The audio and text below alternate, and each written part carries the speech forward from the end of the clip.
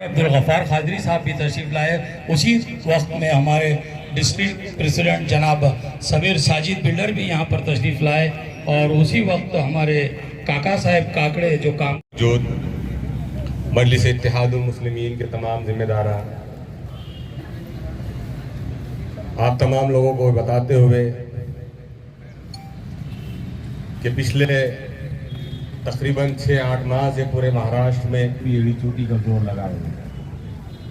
महाराष्ट्र के अलग अलग इलाकों में मुसलमानों को टारगेट करने की कोशिश की जा रही है और उन तमाम वाक़यात में अगर कोई जमात फ्रंट पर आकर हक़ व इंसाफ के लिए आवाज़ उठा रही है, सत्ता में बैठी पार्टियों को आंखें दिखा रही है, तो जमात मजलिस इत्तेहादुल मुस्लिमीन की है। जनाब बैरिस्टर असदुद्दीन ओवैसी साहब की हिदायत पर डॉक्टर अब्दुल गफ्फार कादरी साहब पिछले तकरीबन 4 महीनों से महाराष्ट्र के अलग अलग मकामात का दौरा कर रहे हैं। उन मकामात का दौरा कर रहे हैं जहां पर मनसूबाबंद तरीके से मुसलमानों को टारगेट करने की कोशिश की जा रही है। बात सिर्फ कुसेसावली सतारा डिस्ट्रिक्ट की नहीं है, बल्कि बात अकोला की हो, बात थाने की हो, घाटकोपर की हो, हर जगह मजलिस इत्तेहादुल मुस्लिमीन के नुमाइंदे की हैसियत से और अवाम की आवाज़ बनकर डॉक्टर गफ्फार कादरी साहब ने उन वाक़यात का उन इलाकों का दौरा किया जो मुतासरीन है, उनकी ढारस बांधी और उन्हें हर मुमकिन कानूनी लड़ाई फराहम करने की कोशिश की और कर रहे हैं। पिछले दिनों कुसेसावली सतारा में जो वाक़या पेश आया, मैं खुद भी उस डेलीगेशन में डॉक्टर साहब के साथ गया था। ये इस जमहूरियत के लिए बड़े शर्म की बात है कि एक गांव जिसमें बमुश्किल 100-200 मकानात मुसलमानों के थे और उस पूरे गांव में 2 मस्जिदें मुसलमानों की है, वहां पर महाराष्ट्र बीजेपी का उपाध्यक्ष पावस्कर पुरानी एक सोशल मीडिया शुक्र है कि वहां पर मौजूद नमाजियों ने उनका मुकाबला किया तो उनको असल मस्जिद के अंदर तक घुसने का ही मौका नहीं मिला, वरना मस्जिद के बाहरी हिस्से की तमाम वायरिंग तोड़ दी गई, वहां पर वजू खाने के चबूतरे तोड़ दिए गए, वहां की सीढ़ियां तोड़ दी गई, रेलिंग को तोड़ने की कोशिश की गई। इसके जो जुल्म हो रहा है इसका एक दिन अंत होगा इंशाअल्लाह।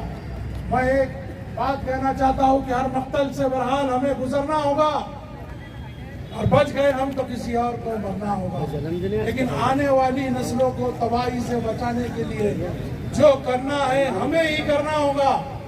अल्हम्दुलिल्लाह मैं यही बात कहना चाहता हूँ आपसे कि बहुत हो गया है जुल्म, अब हमारी आवाज को दबाने की कोशिश की जा रही है। हमारे लाड़ के जिला अध्यक्ष से हमारी आन बान और शान, नौजवान दिलों की धड़कन समीर साजिद बिल्डर साहब यहाँ तशरीफ ला चुके हैं। अल्हम्दुलिल्लाह हमारे शहर सदर भी आइए मौजूद है, कब से शारिक नजबंदी साहब। अल्हम्दुलिल्लाह आप सबको ये बताना चाहूंगा कि अपनी बात को रख सकते हैं। यह मजलिस की ताकत है, यह मजलिस है।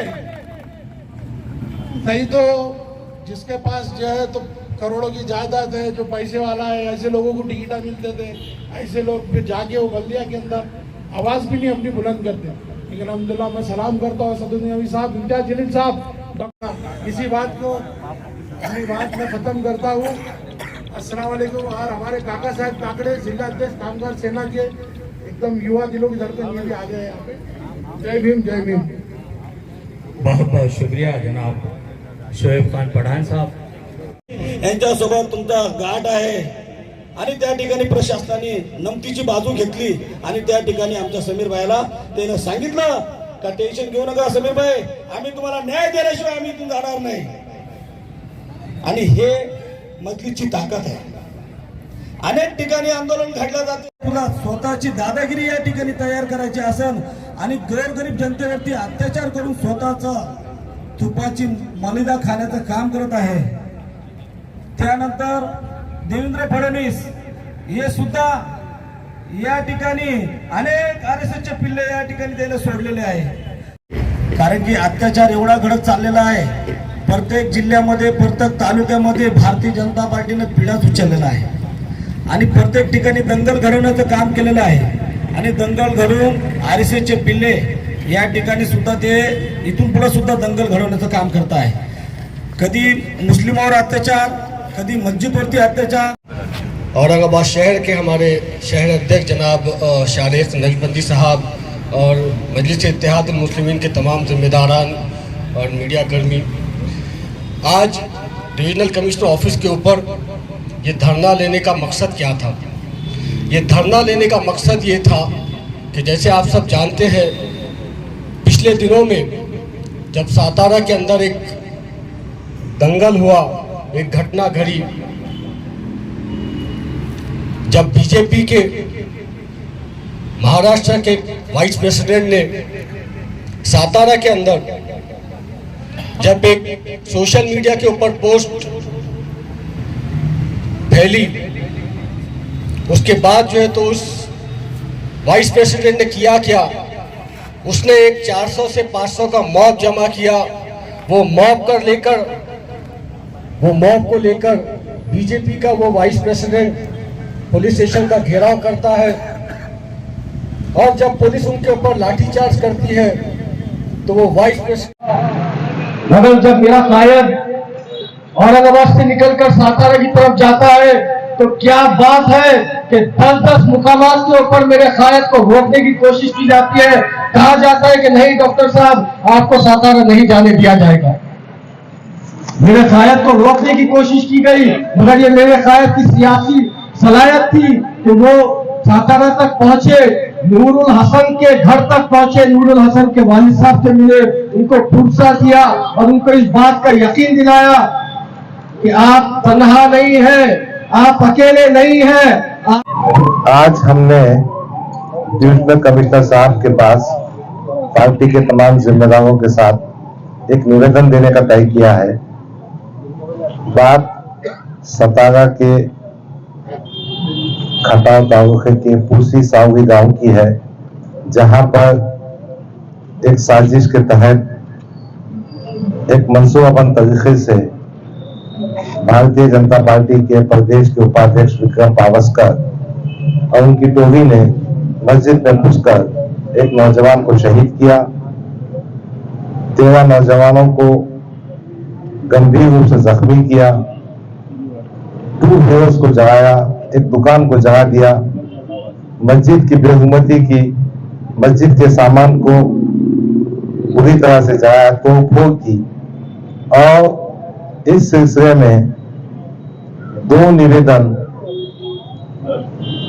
एक 22 अगस्त को, एक 8 सितंबर को वहां के मुकामी बाशिंदों ने दिया था और यह घटना हुई 10 सितंबर को। तो हमारा कहना यह है कि सतारा पुलिस पूरा जिम्मेदार है।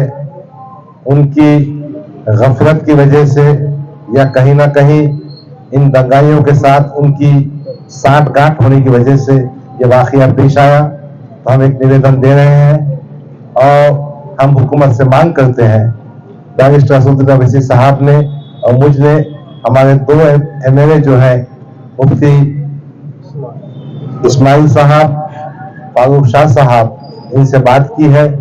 असेंबली के सेशन में इस मसले को उठाएंगे, जरूरत पड़े तो राज्यपाल, मुख्यमंत्री, गृह मंत्री के पास जाएंगे और इसके बाद भी मसला हल ना हो तो इंशाअल्लाह ताला हम हाईकोर्ट और सुप्रीम कोर्ट के दरवाजे खटखटाएंगे। एक ही बात